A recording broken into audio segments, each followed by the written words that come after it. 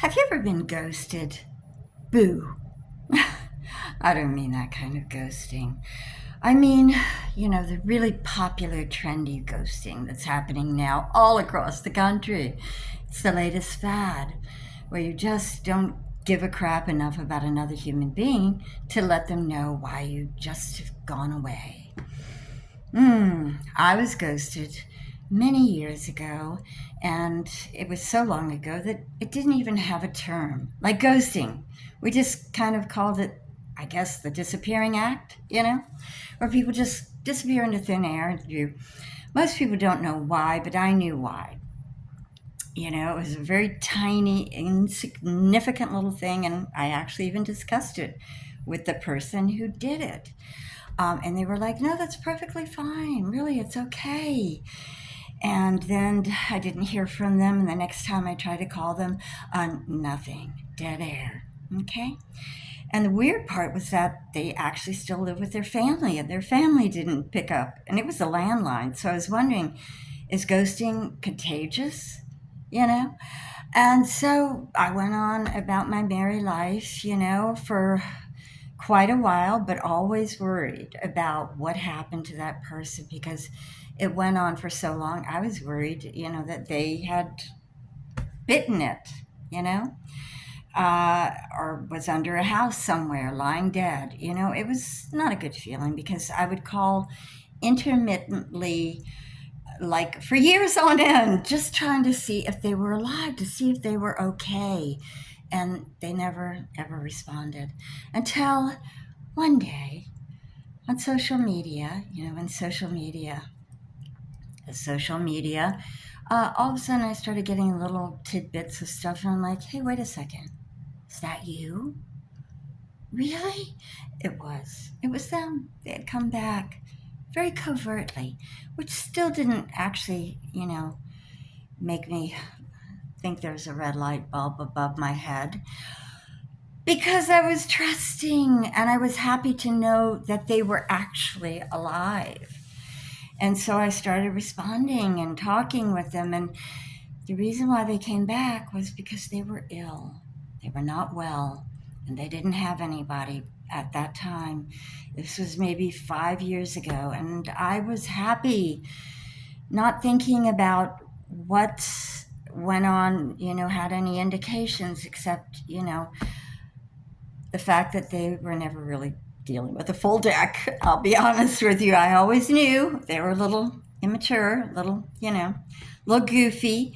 But when you're young, you don't think about that stuff because you're probably having fun and being goofy yourself. And, but as you get older, you begin to look at things more closely and under a microscope sometimes, especially if you're alone, and you start thinking, that's a little weird. Why is that happening? But before I didn't do that. So they're back in my life, and I was happy that they were back, and I'm trying to help them as much as possible. They're way far away, so, we talked on the phone all the time or chatted and tried to, just make them feel like they were cared for. And they did the same thing for me. They were actually seemed like they had changed, and they were more mature and caring. And I'm just going to say, don't let that fool you. Because you know what? When somebody like that disappears without a word, even though you know what was wrong, we chatted, they say, oh, I'm perfectly fine with that. It doesn't mean anything because that is a sign of they don't really give enough about you to give you an answer, to give you closure, to give you respect. They don't care. And I didn't realize that at first. And now recently, within the last year or so, I've noticed our relationship has changed. They actually have a new friend from a couple of years ago, and talk about them incessantly. Oh, they're doing this, they're doing that for me. They're so wonderful, even taking out my trash, So I feel like I've been downgraded. And, now I'm downgraded to only texting, okay? Just texting. won't pick up a phone.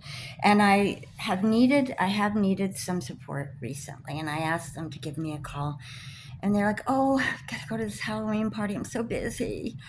I'm busy. I got to pay bills. I have to clean my house. Doesn't everybody have to do that? There's no such thing. Okay. Plus, they're rich. So they have a housekeeper. So the excuses. Do I sound angry? It's because I am. Okay. I let this person back into my life, unknowing that whoever you are, okay, Maya Angelou said this best. If somebody shows you in the very beginning who they are, believe it. Wow, that is so pathetic, prophetic, pathetic and prophetic, because it's true. If somebody, their actions show you who they are, but they're saying they love you so, I love you so much. I've had a couple of, I love you. We're gonna be best friends forever. Heart emojis, heart emojis, heart emoji. I love you. I can even hear the screams through the heart emojis. Heart emojis, how excited they are, loving me so much. But when you don't, and your actions show you down, and it's very hurtful, and so that's why I'm so pissed off. Okay, so that's my rant. And I'm going to have to say, I'm going to have to let this person go. And I still, in the back of my mind, say, isn't there anything left? But I don't want to walk on eggshells anymore. I don't want to feel that I'm constantly doing something wrong. And what is it? And because you'll never know.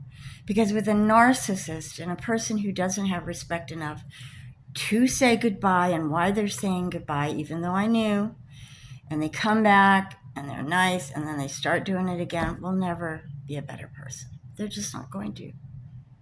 There's so many. They lack empathy. They lack respect. Anyway, that's my rant. Have you been ghosted? I would love to hear from you.